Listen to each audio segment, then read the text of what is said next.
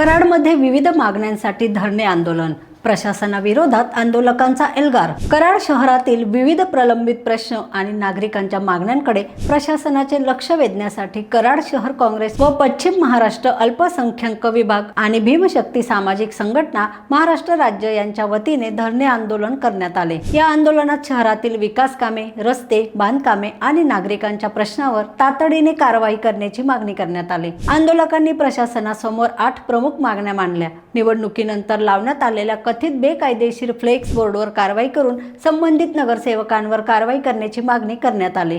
कराडमधील कचरा डेपो, लाल माती आणि सुशोभीकरणाच्या कामाची चौकशी करून दोषींवर कारवाई करावी अशी मागणीही करण्यात आली।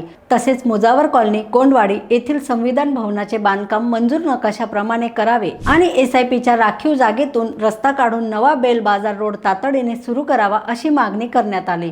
छत्रपती शिवाजी महाराज स्टेडियमच्या कामाची चौकशी करून पुढील कार्यवाही कामाला स्थगिती द्यावी अशी मागणीही करण्यात आली। प्रकाशनगर मधील बांधकाम आणि गटाराच्या कामाची चौकशी, उद्यानाच्या कामांबाबत कारवाई, तसेच ओम इंडस्ट्रीज गट क्रमांक 605 मौजे काळे येथील वर्कशॉप बाबत न्यायालयाच्या आदेशाची तातडीने अंमलबजावणी करण्याची मागणी करण्यात आली।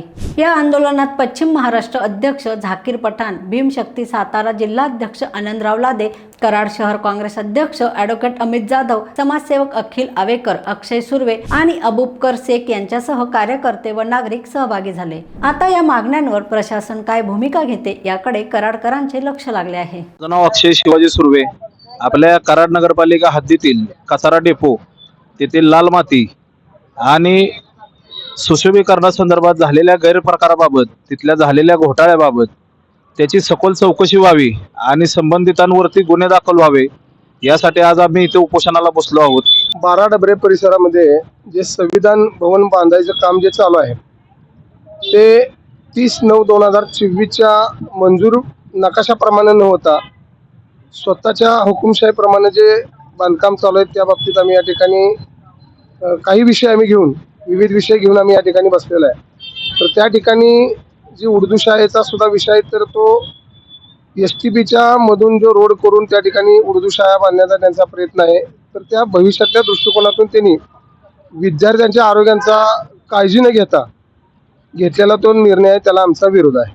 हद्दीतील मलकापूरकडून कराडकडे येणारा बैल बाजारचा जो रस्ता आहे त्या रस्त्याची अत्यंत दुरावस्था झालेली आहे आणि नगरपालिकेला तिथल्या स्थानिक नागरिकांनी वेळोवेळी निवेदन देऊन सुद्धा सदरील रस्त्याची दुरुस्ती आज अखेर झालेली नाहीये आणि याच्यामध्ये नगरपालिका हे जाणीवपूर्वक नागरिकांच्या आरोग्याशी खेळ करत आहे।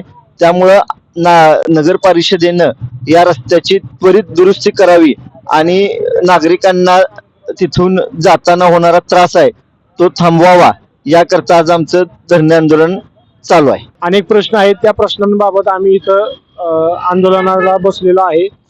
आमचा सर्वात प्रथम विषय आहे तो म्हणजे मुजावर कॉलनी येथे पाण्याच्या टाकीजवळ जे संविधान भवन होत आहे ते संविधान भवन मंजूर नकाशाप्रमाणे होत नाहीये व ते संविधान भवन तिकडचा असलेला जो 12 मीटरचा रस्ता आहे, डेव्हलपमेंट प्लॅन DP प्लॅनमध्ये जो रस्ता आहे त्या रस्त्यामध्ये होत आहे। तर आमची अशी मागणी आहे की ते काम त्वरित थांबवावं व तो रस्ता जसा आहे तसाच तो रस्ता तिथं राहावं आणि कचरा डेपोमधून रस्ता जाऊ नये व कचरा डेपो शेजारी उर्दू शाळा होऊ नये अशी आमची मागणी आहे। त्याच मागणीसाठी आम्ही इथं आंदोलनाला बसलेलो आहे।